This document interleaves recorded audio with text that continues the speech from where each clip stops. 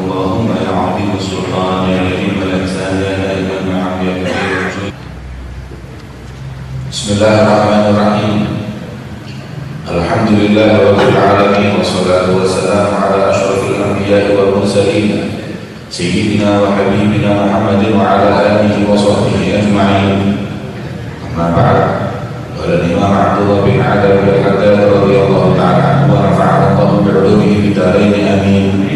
إلى أن قال رضي الله تعالى عنه: وأن يؤمن بالميزان الذي توزن فيه الحسنات والسيئات، وبالصراط والجسر الموجود على متن جهنم، وبحوض نبينا محمد صلى الله عليه وسلم الذي يشرب منه المؤمنون قبل دخول الجنة وماؤه من الجنة. Bismillahirrahmanirrahim.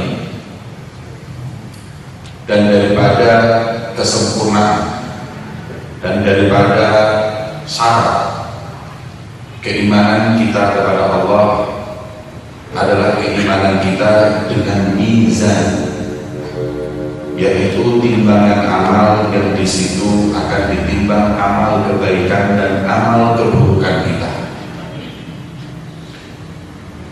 Tidaklah seseorang yang berbuat kebaikan kecuali akan menerima akibatnya, dan tidak pula seseorang akan berbuat kebaikan atau keburukan juga pasti akan menuai akibatnya.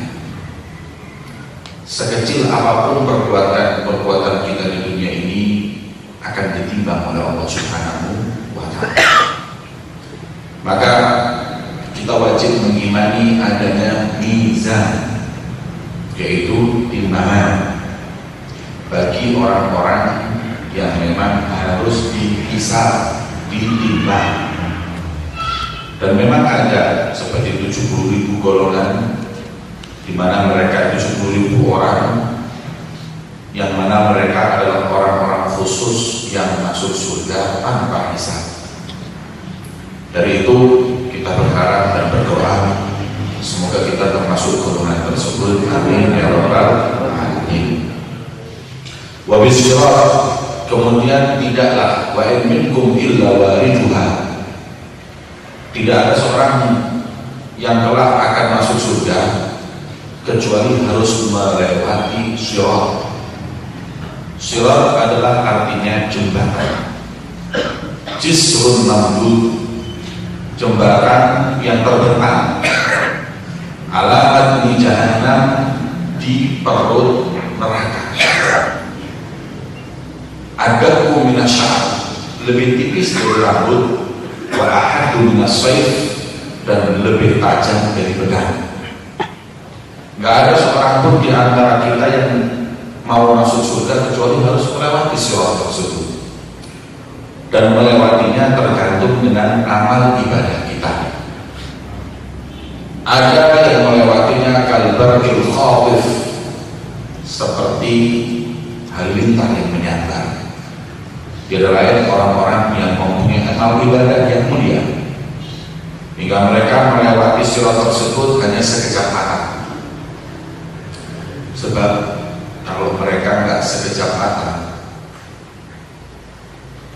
yang ditakutkan itu api neraka padam dengan wujudnya. Sebagaimana dalam riwayat disebutkan,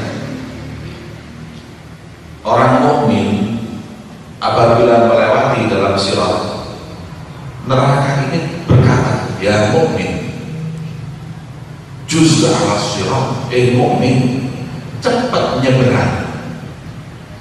Fa inna nurak, sesungguhnya cahaya itu yudfi'u lahabi, memadamkan bara api neraka. Jadi makanya dalam qasidah Syekh Abu Bakar bin Salim, beliau mengatakan, walil jahimi ana mutfiha, dan api neraka jahanam aku akan memadamkannya. Sebagian orang yang tak ngerti berkata, ini Syekh Abu Bakar bin Salim ngomongnya ngelantur. Mana ada yang namanya neraka jahanam mau dipadamkan? Ini berlebihan? Enggak. Bukankah Nabi telah mengatakan bahwa orang mukmin apabila nanti menyeberang di sirat, sirat itu berkata, ya mukmin juz ala sirat, ya mukmin cepat lewat, karena sesungguhnya cahayamu itu akan memadamkan apiku atau lahapnya apiku. Ada dua riwayat seperti itu. Kemudian mereka orang-orang yang diseberangkan dalam sirat itu seperti halilintar yang menyambar.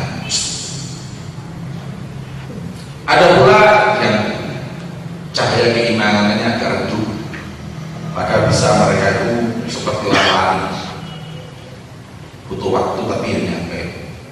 Ada yang orang yang berada di sirat itu kayak jalan kaki, lama tapi alhamdulillah lolos nyampe. Ada yang merangkak pas-pasan, model pulau tadi sampai ini model merangkak ini, rotot nyosok itu ada lugu kasih coba ini. Kemudian ada yang na'udzubillah jatuh dari sirat masuk ke neraka jahanam, na'udzubillah. Di sini kita butuh bekal. Hari yang menakutkan tersebut bukan kita pandai-pandainya untuk menyeberangi sirat dengan mempunyai keseimbangan badan yang bagus, kok belajar sirkus supaya kok sirat jadi gampang. Nggak perlu, sirkus nggak bisa ini. Uang lebih tipis daripada rambut dan lebih tajam dari pedang, sudah nggak mungkin ini bukan kepandaian tapi amal. Maka itu hari itu sangat menakutkan, satu persatu orang lewat. Ya, selamat, oh, alhamdulillah, selamat. Kalau jatuh dilihat oleh orang. Hari yang seperti itu ya Allah, wa minkum illa wariduha, membuat para salaf kita menangis takut terjerumus dan jatuh di neraka jahanam.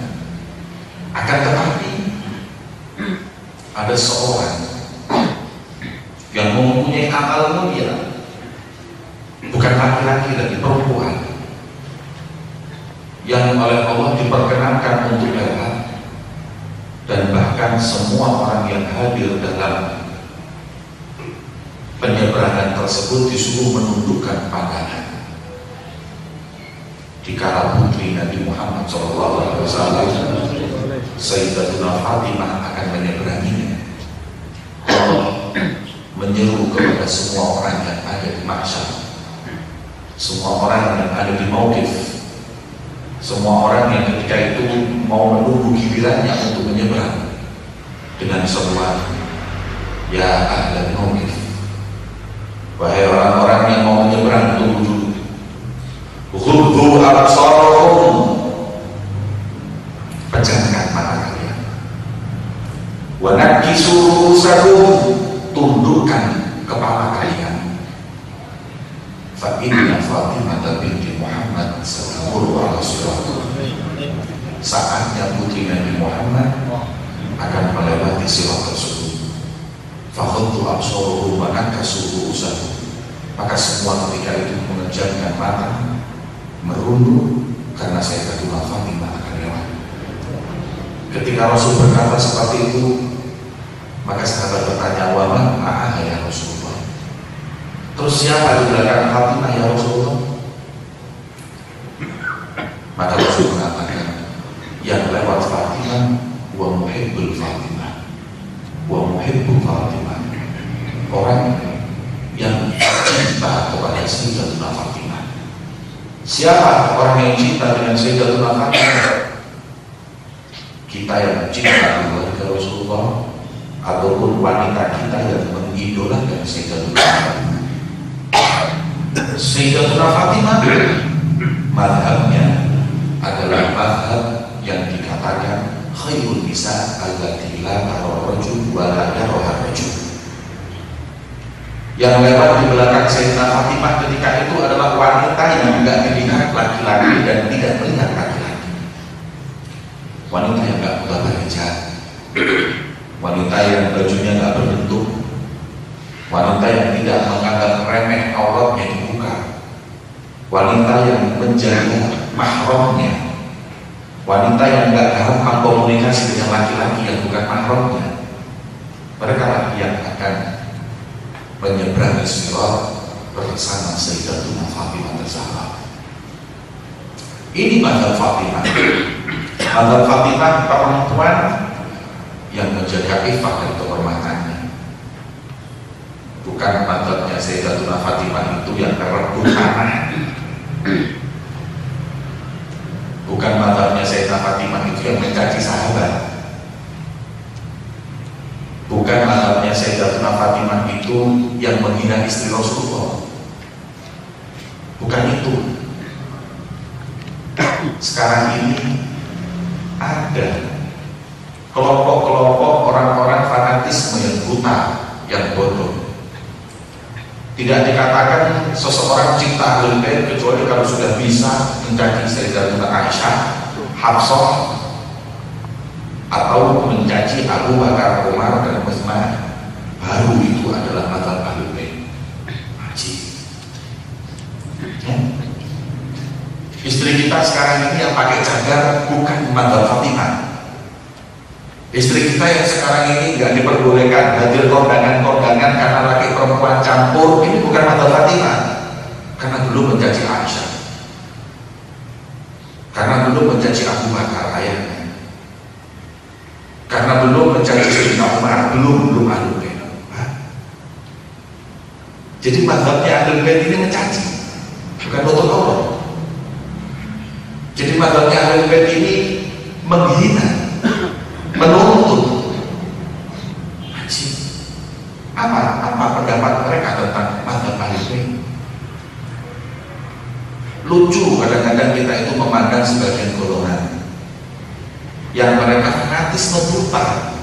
Lebih contoh mereka itu disebut partai politik, bukan mazhab, karena tidak menempatkan sama sekali emosional masalah. Guru kami Al-Habib Umar bin Muhammad bin Salim Al-Habib, beliau pernah berkata, kita Ahlussunnah wal Jamaah menjunjung tinggi ahlul bait.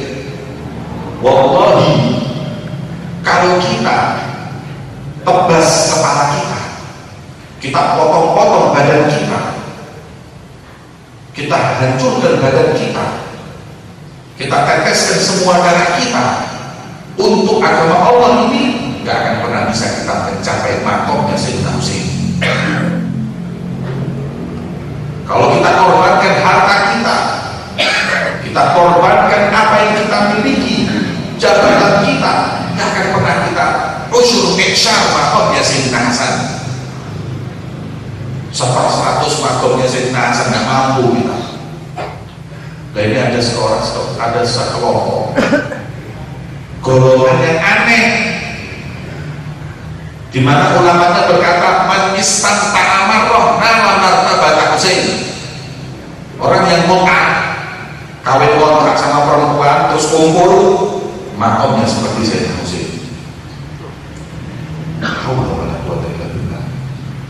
Wa man istanta amarrotain mut'ah 2 kali, makomnya Sayyidina Hasan.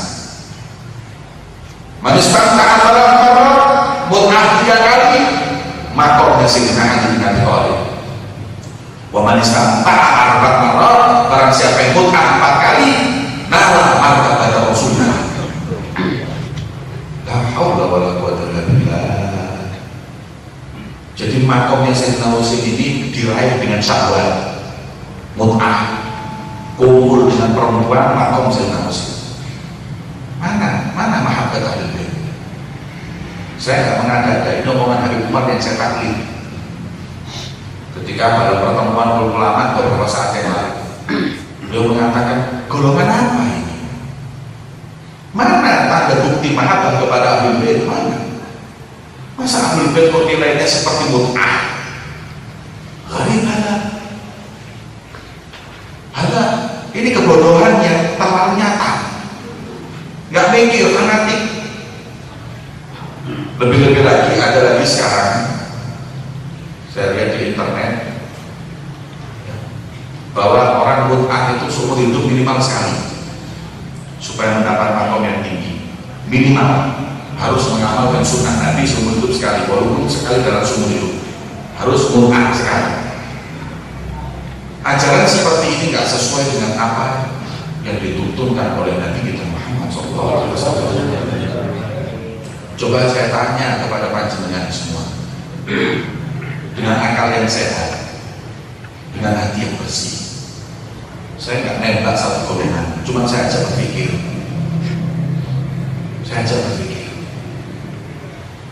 ada dua orang kepretes sampai di sana. Dua orang ini sewa perempuan.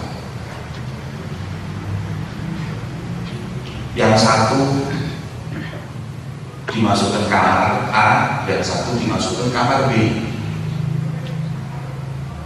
Kemudian yang masuk kamar A tadi itu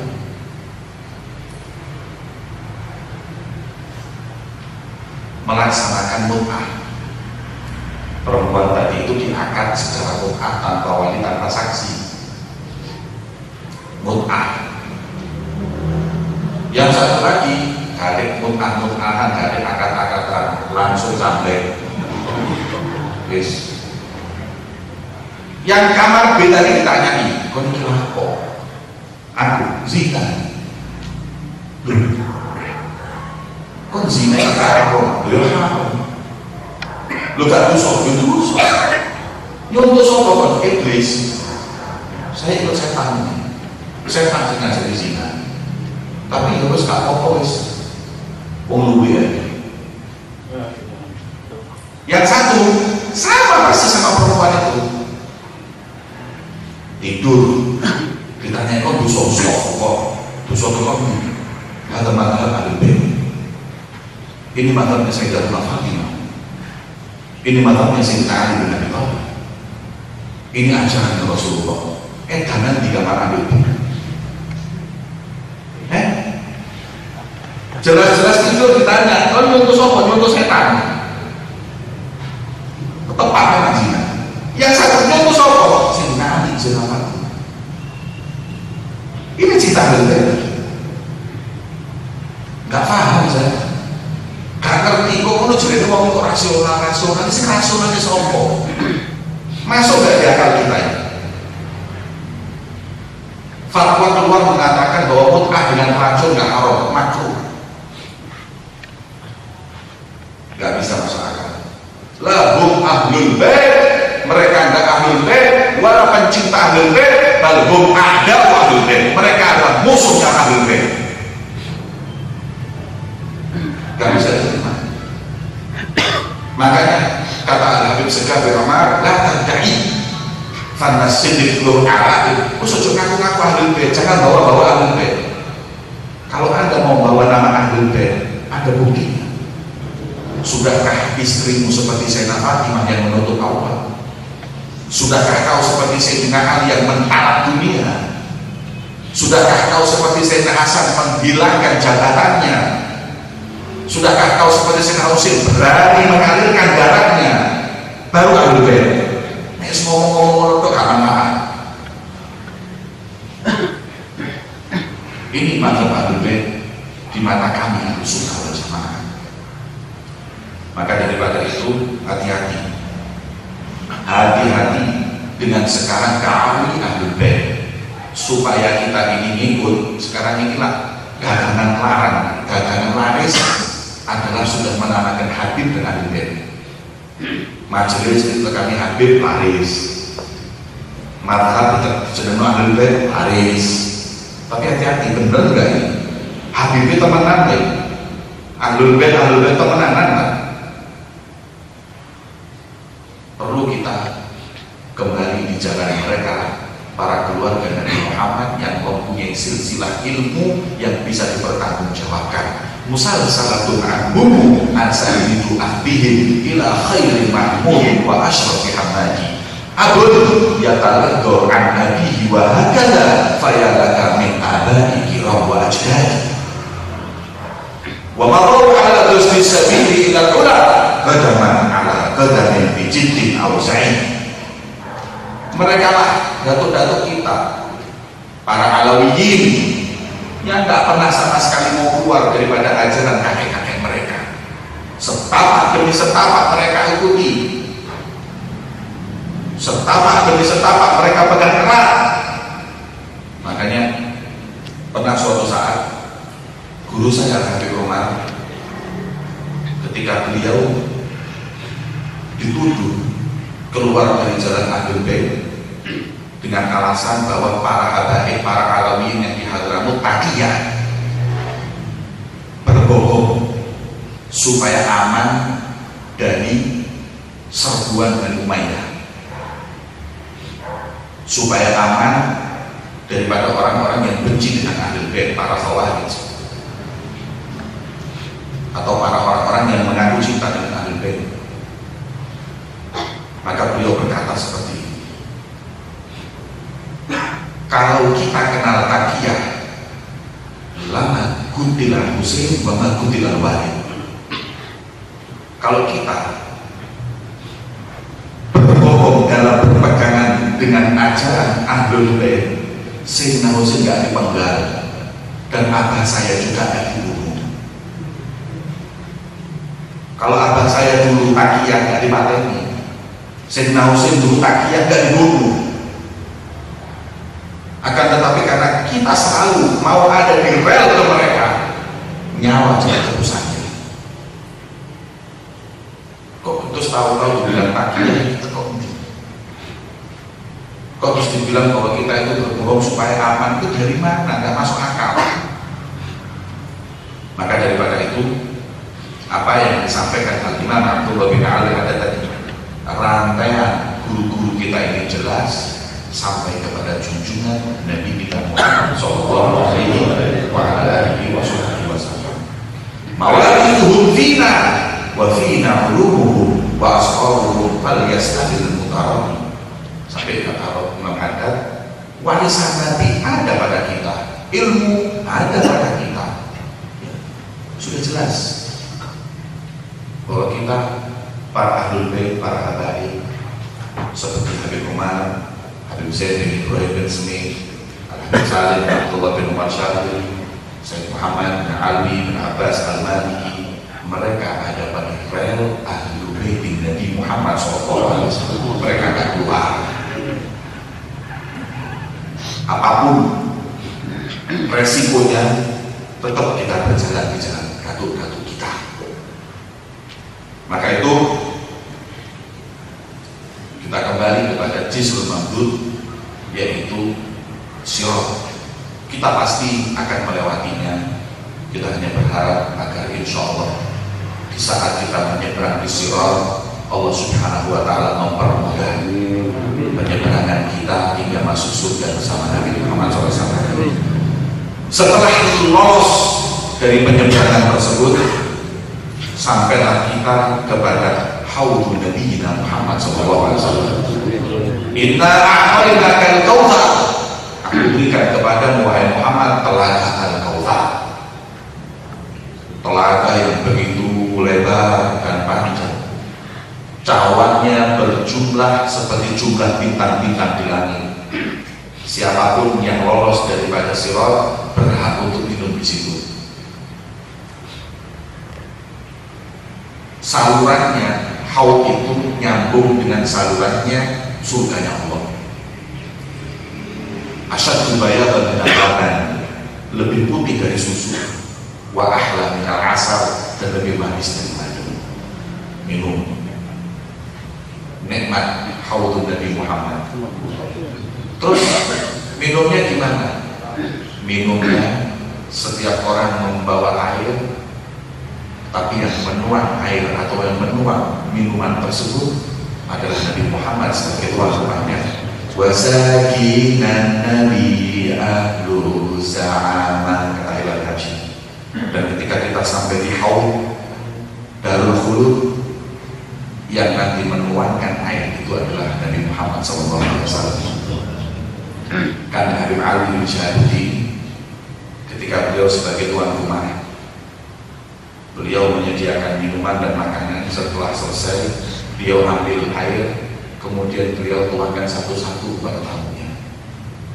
Seorang di antara mereka berkata, ya Habib, ayo antum yang menuangkan, biar anak yang menuangkan, biar saya yang menuangkan. Antum sudah tua, antum ulama, antum wali-wali min auliyaillah, duduk yang manis, biar saya yang menuangkan. Kemudian kata Habib Ali, berani nggak sampai nanti ketika di haudun Nabi, ketika Rasulullah menuangkan, ngomong, ya Rasulullah nggak pantas biar saya yang menuangkan.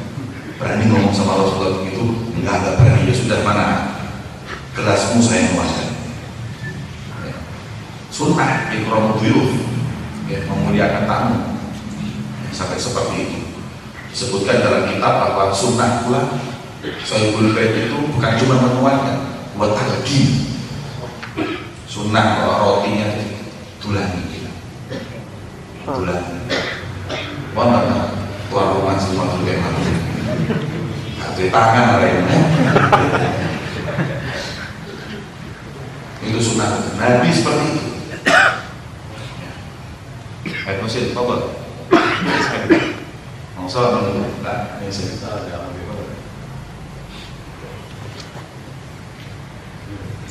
Wasajinan Nabi ahli sa'amah, dan yang menuangkan adalah Nabi kita Muhammad sallallahu alaihi wasallam.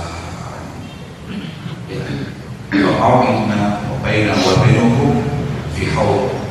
Kata Rasulullah, nanti ketika kau dapatin aku nanti di mahsyar, kau akan dapatin aku di mizan. Gak ketemu di mizan, ketemu di sirat. Gak ketemu di sirat, terakhir lagi ketemu di haud, di telaga Rasulullah SAW. Semoga kita semua termasuk golongan yang kemudian akan bertemu dengan Muhammad fi haudin Nabi. Amin ya rabbal wa ma'ahu minal jannah.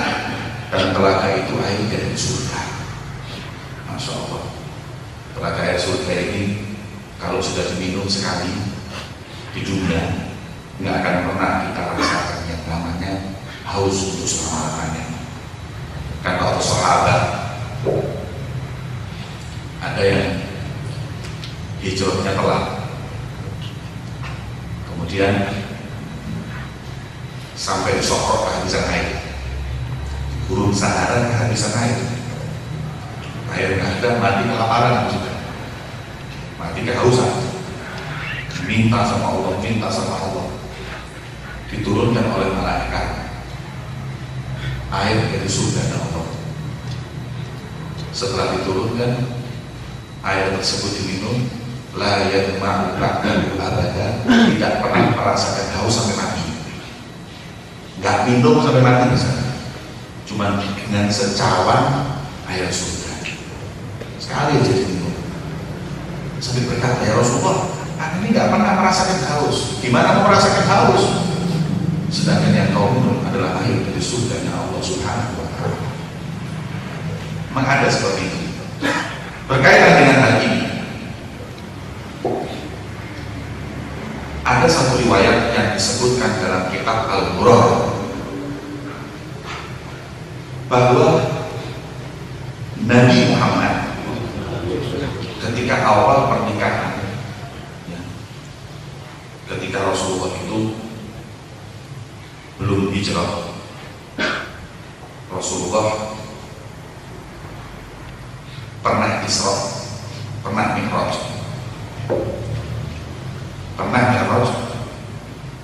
Bukan di saat Isra Mi'raj yang kita tahu 27 Rajab, karena riwayat mengatakan Isra Mi'raj Nabi tidak sekali.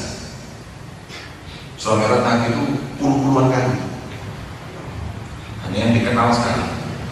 Diriwayatkan Ba'dal Bi'tsah atau Ba'dal Hijrah atau Ba'dal Hijrah, pernah ya, sebelum hijrah. Kalau yang kita kenal sekarang itu sebelum hijrah, karena sepeninggal Sayyidina Khadijah Rasulullah dipanggil.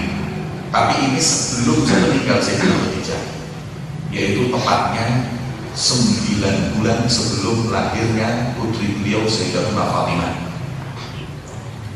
Beliau Mi'raj, kemudian oleh Allah dimampirkan ke surga. Ini riwayat disebutkan dalam kitab Al-Burhan. Habib Salim Akhir Ahlus Sunnah wal Jamaah.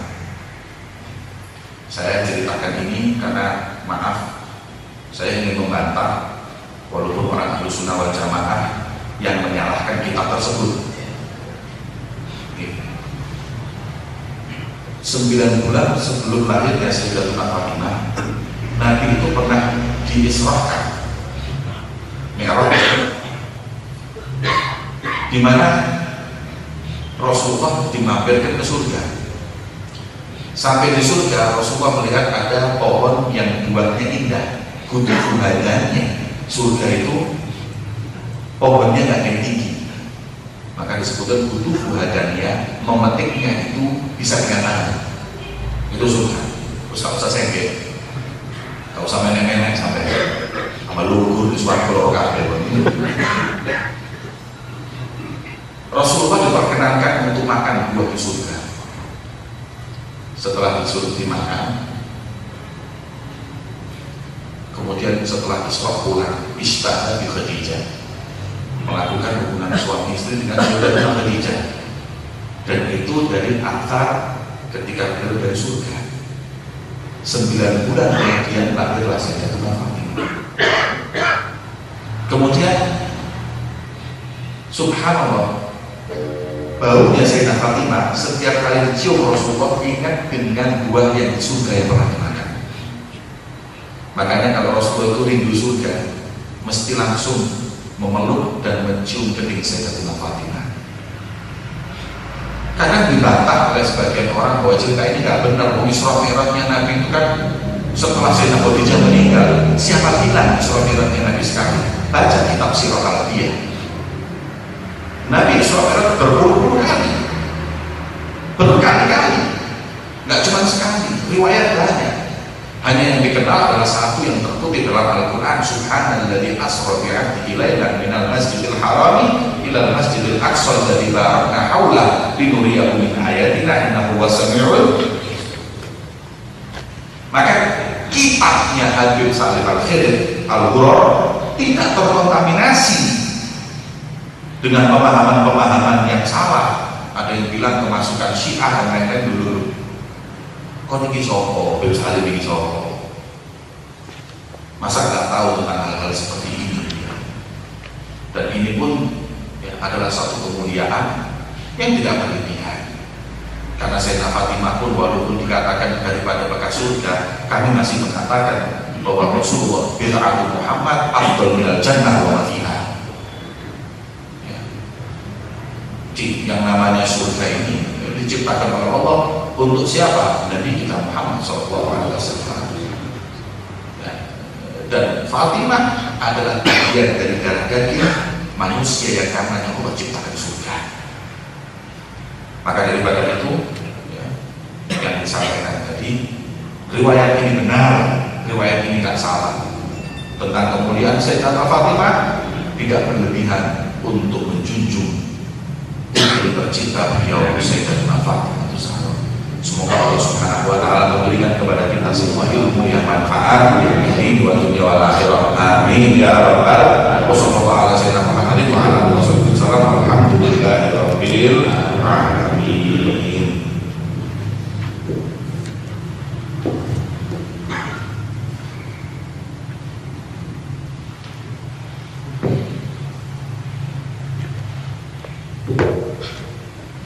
Bismillahirrahmanirrahim. Sampai di mana? Salam sudah ya. Ya. Fadlu faslun yundahu adzikru wa du'a pada sholat. Sunnah faidah farota fanshoh. Setelah sholat assalamualaikum, assalamualaikum. Sunnah kita itu zikir dan doa. Ada yang mengatakan lagi salam itu sunnah mengusap begini. Jadi assalamualaikum warahmatullahi, assalamualaikum warahmatullahi. Kenapa?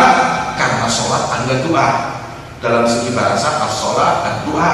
Wakilah doa biasanya sholat itu doa.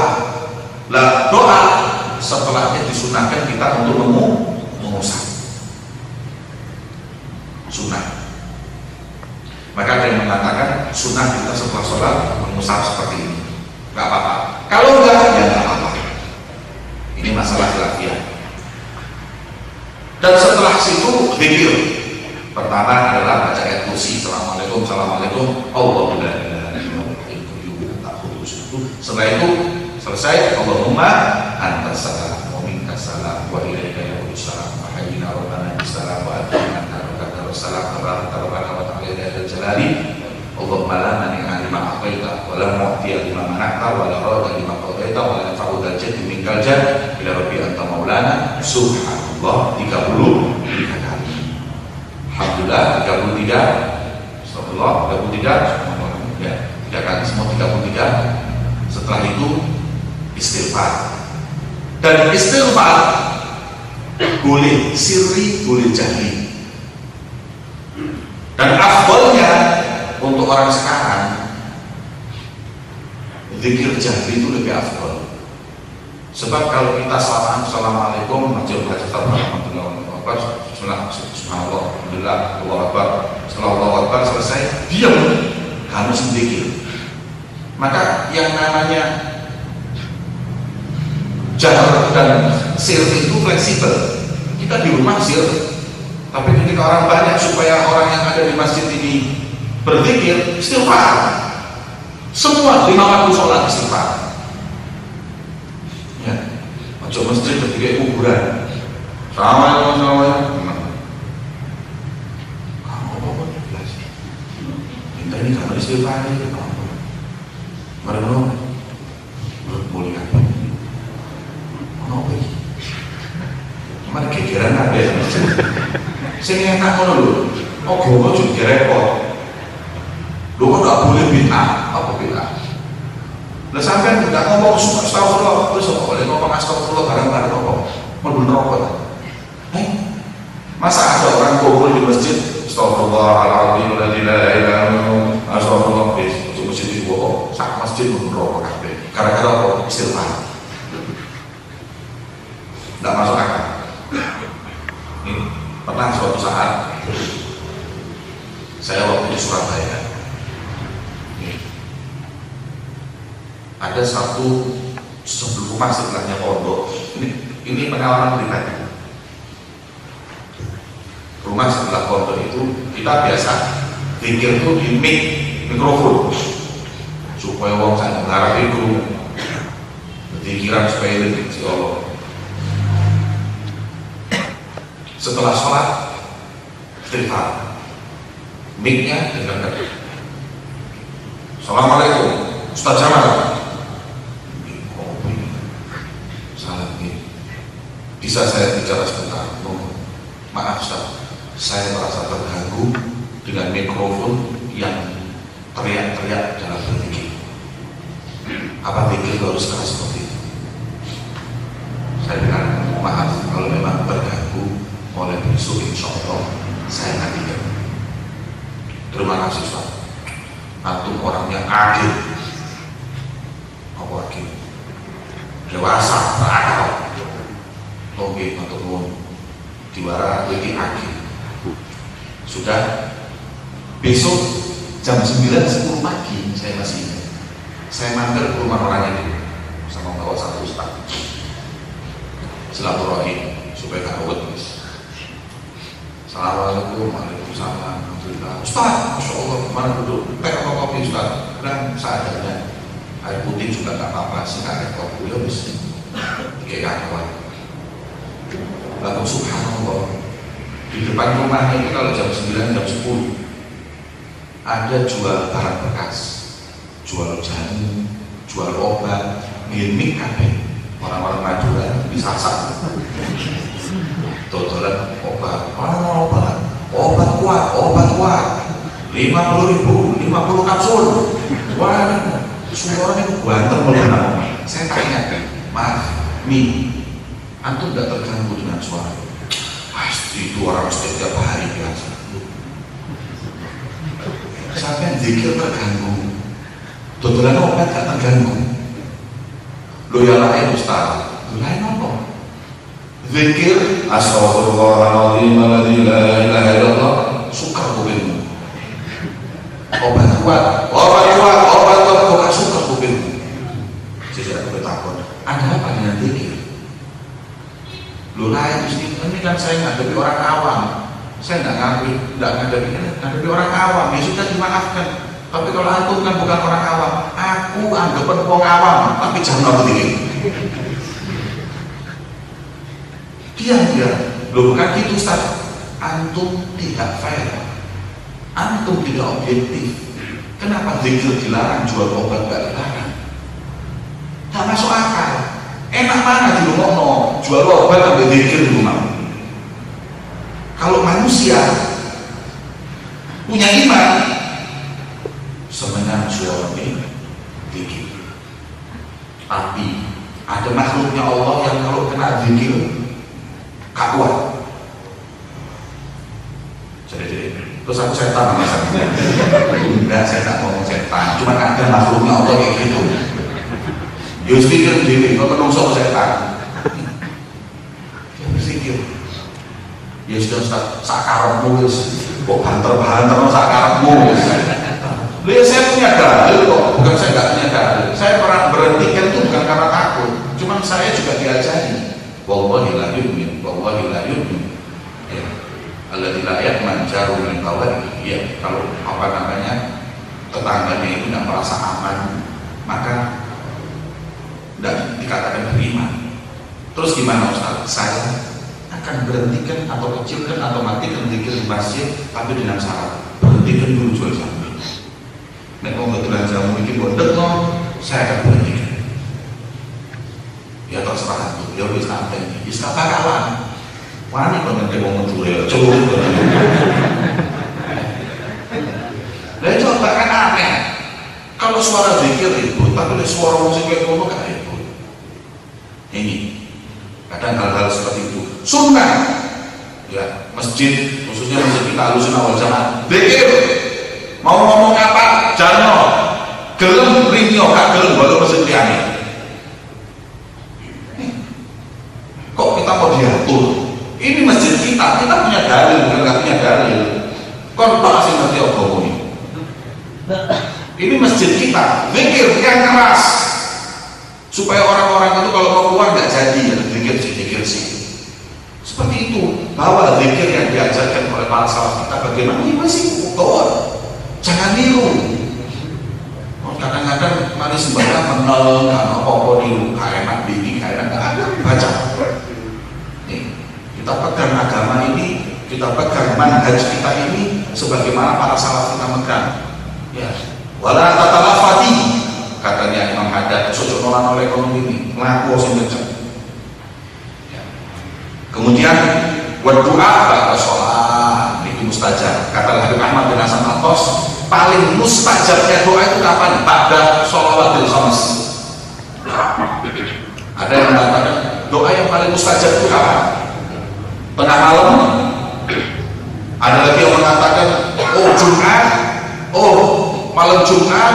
Ada yang mengatakan habis subuh. Ada yang mengatakan, kata Imam Al-Athos, doa paling mustajab adalah dubur kulli sholat, belakang setiap sholat. Loh kenapa? Sebab Allah tidak menentukan subuh di waktu itu, duhur di waktu itu, asar di waktu itu, maghrib di waktu itu, isya di waktu itu, kecuali itu adalah waktu yang mustajab.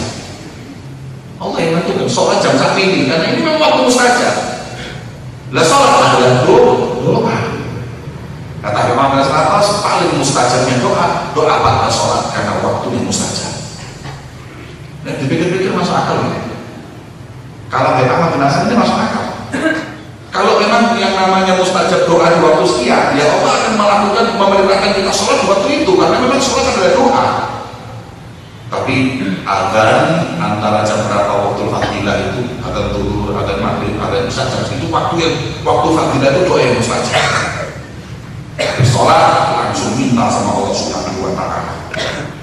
Minta sama Allah di waktu, dan tidak diperbolehkan kita melakukan tambahan dalam sholat yang tidak masyruh, yang sebagaimana kadang saya lihat ada orang yang habis salam, assalamualaikum, habis doa, kemudian sujud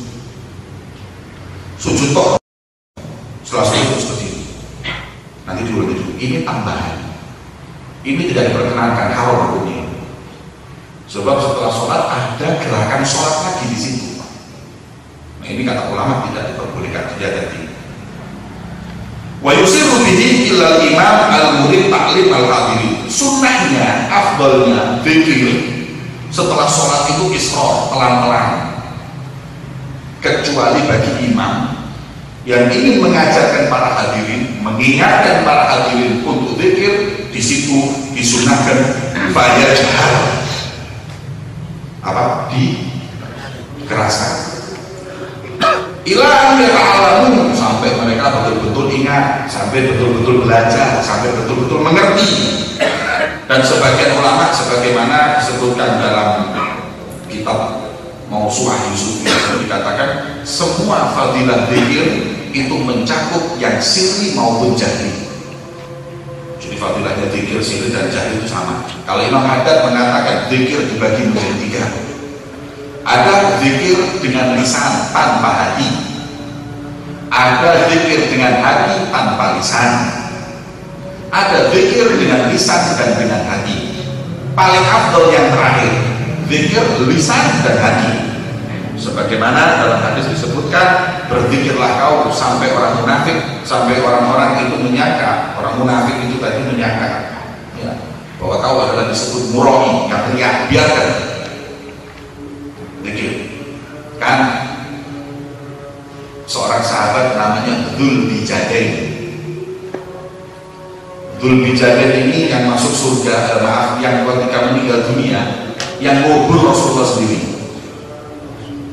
yang masuk ke liang lahat Rasulullah sendiri, bersentuhan akhir jasadnya dengan jasad Nabi Muhammad. Suatu saat Dzulbijadain itu zikir di masjid, zikir jahri, la ilaha illallah, la ilaha illallah, la ilaha. Rasulullah ketika lewat di masjid dengar suara zikir itu, sahabat berkata, ya Rasulullah, la'allahu muradi, ya Rasulullah, itu riak paling ya, zikir kok dibantar-bantar no, zikir kok keras-keras. Masjid Al-Huda itu zikirnya kok bantar pada sembahyang. Apa kata Rasulullah? La fa innahu awwab, dia bukan orang, dia orang yang mau kembali rujuk kepada Allah. Loh, Rasulullah itu ada orang zikir keras gak dimarahi, malah dibilang orang rujuk kepada Allah. Lagi wong-wong itu ngono kok barang bid'ah. Luwe alim kok kanjeng Nabi ta wong. Apa dia bisa tahu apa yang di hati kita? Kita punya apa yang murah. Sopo sing ngajarnya zikir. Cuma orang-orang yang mubtadi'in, kalau kita dalam tasawuf, zikir jahri sama zikir sirri, untuk mubtadi'in itu zikir jahri lebih afdal. Untuk orang seperti kita yang belum usul kepada Allah, belum dekat, zikirnya jahri lebih enak daripada zikir yang sirri. Maka Imam Haddad mengatakan zikir yang nomor 3 lebih afdal, lisan wal qalb. Yang nomor 2 lumayan, zikir qalb tapi tanpa lisan, hati kok zikir, lisan enggak. Itu adalah apa? Bagus, tapi nggak sempurna. Tapi yang terakhir, yang pertama, zikir lisan tanpa qalb, ini gelirun jadwal, faedahnya sedikit. Apa faedahnya? Daripada kerasan wong, mending zikiran. Daripada pacaran, mending sholawatan. Jadi daripada kerasan wong, mending zikiran mas yo pakai mas. Nah, seperti itu. Wajibul al-imam al-mahmumin yaj'al yasarahu ilal mihrab. Setelah zikir tadi itu, sunnahnya imam menghadap kemana? Kanannya ini di makmum, kirinya mihrab. Jadi kan imam madhab sana. Setelah salam baca doa sedikit, kemudian pas zikir imam tadi berubah madhab sana. Kanannya makmum, kirinya mihrab. Itu sunnah, kecuali di Masjid Nabawi. Kecuali di Masjid Nabawi. Sebab kalau di Masjid Nabawi, kalau kita seperti itu, kita membelakangi Hujrah Syarifah. Jadi biasa kita akan gini, lah ini Masjid Nabawi itu kuburan Rasulullah kan di situ. Kalau imam di sini setelah sholat terus madhep ke sini berarti membelakangi apa? Maka kata ulama kecuali di Masjid Nabawi putar jamaah sebelah kiri, mihrab sebelah kanan, hujrah syarifah depan, kecuali di Masjid Nabawi. Ada sebagian ulama kalau nggak salah Ibnu Hajar atau yang lainnya mengatakan mutlak dimanapun sunnahnya seperti itu. Ditentang oleh ulama nggak mau, mas, wah tegas sih. Ya wis. Subhanallah, ketika ziarah Rasulullah, ketika datang waktu sholat oleh ulama sana dikedepankan menjadi imam, monggo jadi imam. Ketika dia jadi imam, assalamualaikum warahmatullahi wabarakatuh. Hati gini kok mau pindah kayak gini nggak iso. Aku mau sholat yang belakangi. Kemudian akhirnya beliau membelakang sebelah dan kanan. Jari mentit, loh imam, fatwa sama ibu fatwa amalnya kayak gini. Jangan fatwa tapi amal kayak gini. Sopo sing iso. Ya kayak Syekh Mahramah juga seperti itu, berfatwa bahwa yang namanya mencium kuburan itu hukumnya makruh. Kita mengatakan makruh ya. Kita mengatakan mencium lisan kubur itu makruh. Kemudian ulama tersebut ketika ziarah Sayyidina Baqi Al-Muqaddam, beliau langsung merangkang dan dipeluk dan cium. Ditanya, Imam, makruh. Kemudian beliau berkata, itu buat orang yang tiap hari, aku gak mendino begini. Itu fatwa, ini amal. Kangen lama gak ketemu Sayyidina Muqaddam. Kemudian dicium kuburan tersebut. Nah, tapi ulama yang berkata mencium lisan kuburan itu makruh. Ngomong ini, PCR-nya ini, coba orang hari ini. Ulama yang berkata bahwa mencium lisan kuburan itu makruh bukan takut syirik, tapi kurang adab. Kita itu disunahkan kalau ziarah kubur jangan dekat-dekat. Loh iya, kita kalau ziarah Wali Songo, ziarah kuburan para aulia, Soleh Tanggul, Wali Habsyi, sunahnya jangan dekat-dekat sama kuburan, mundur ini. Jangan dicium. Kenapa? Karena ziaratul amwat ka ziaratul ahya. Orang mau ziarah orang aulia yang meninggal dengan yang hidup itu sama. Jadi adab kita di depan kuburnya itu seperti adab kita ketika dia hidup. Mencium kuburan atau tamasuk bil kubur yang makruh tadi saya maaf. Tamasuk mengusap-usap kuburan itu makruh. Jadi kalau ada kuburan kita usap-usap seperti ini itu makruh. Kenapa? Bukan takut syirik, tapi kurang adab. Karena ziarah mereka yang meninggal seperti ziarah mereka yang hidup. Dan di situ kita jangan musab-musab. Saya coba kok ziarah nanti ini kiai. Terus mari masjid ono pasar rayu ngono. Kiai jalu tungone mek abang muadep nono. Terus usahakan rayu kiai pulau-pulau karo kae macam. Nek kula dhewe tak luluh ya. Oleh barokah, oleh sambel. Nah, karena itu mereka mengatakan tamasuk bil kubur itu makruh, bukan takut syirik. Jadi kadang-kadang orang itu menganggap betul Ibnu Hajar mengatakan tamasuk bil kubur makruh. Kenapa sampai musab-musab kuburan? Pahami, Ibnu Hajar itu musab kuburan itu bukan karena syirik, kurang akhlak, kurang adab bagi para aulia. Nah, ini yang penting untuk kita ketahui. Wallahu a'lam bishawab. Karena waktunya sudah habis, jadi tidak ada sesi tanya jawab. Mungkin jelas apa yang saya sampaikan dan manfaat itu wal akhirah. Al-Fatihah wa alaina wa alaikum futuha arifin wa yufaqina wa iyyakum fid din wa yu'allimna wa iyyakum ta'bid wa yahdina wa iyyakum ila sawa'is sabil wa yarzuqna wa iyyakum fahman nabiyyin wa hifdhan mursalin wa ilham ala akadil muqarrabin ala hadhihi niyyat wa kullu niyyatin salihah